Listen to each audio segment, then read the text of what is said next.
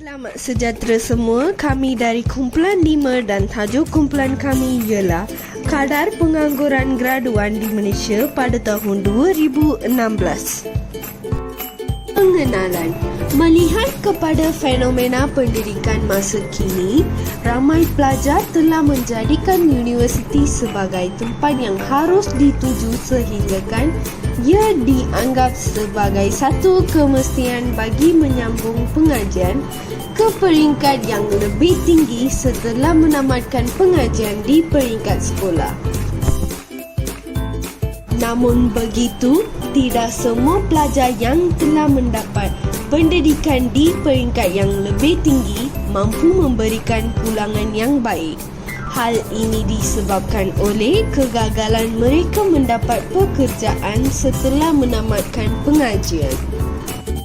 Bertitik tolak daripada kegagalan graduan untuk memperolehi pekerjaan, maka fenomena pengangguran secara tidak langsung menjadi satu kebiasaan dalam sesebuah negara yang sudah semestinya merencanakan pembangunan negara tersebut. Data yang kami pilih adalah daripada sumber Kementerian Pelajaran Malaysia iaitu SKPG 2017 dan tarikh kemaskininya ialah pada 13 Jun 2019. Teknik statistik yang telah digunakan adalah teknik analisis data penerokaan iaitu exploratory data analysis. Teknik ini digunakan untuk menganalisis dan meringkaskan ciri utama serta menjadi kaedah visualisasi data dan memanipulasikan sumber data.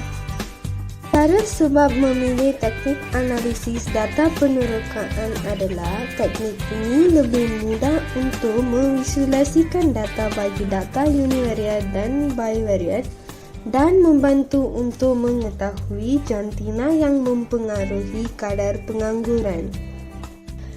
Selain itu, teknik ini membantu untuk mengetahui faktor yang mempengaruhi kadar pengangguran dan untuk mengetahui IPT yang mempengaruhi kadar pengangguran.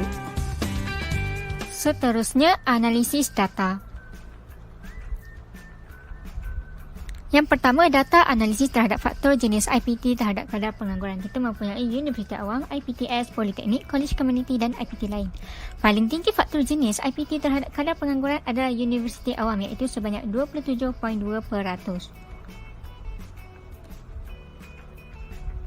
Seterusnya adalah data analisis terhadap faktor jantina terhadap kadar pengangguran.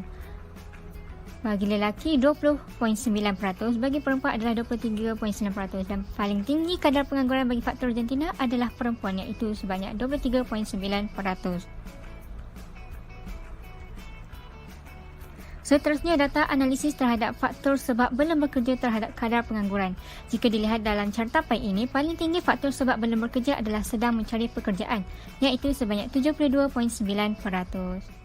Kesimpulannya, faktor penyebab kadar pengangguran yang paling tinggi adalah sedang mencari pekerjaan.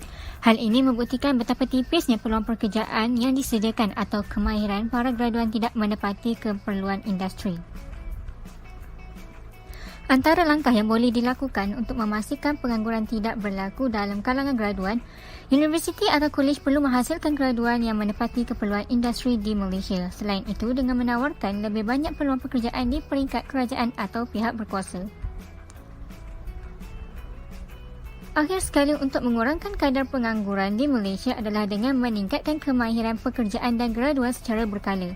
Pada era globalisasi ini, peredaran teknologi semakin pantas hingga timbul ura-ura mesin dan komputer bakal menggantikan manusia sebagai tenaga kerja. Akhir sekali, untuk mengekalkan permintaan tenaga kerja tempatan daripada pihak industri, golongan pekerja perlu menambah kemahiran mereka dari masa ke semasa.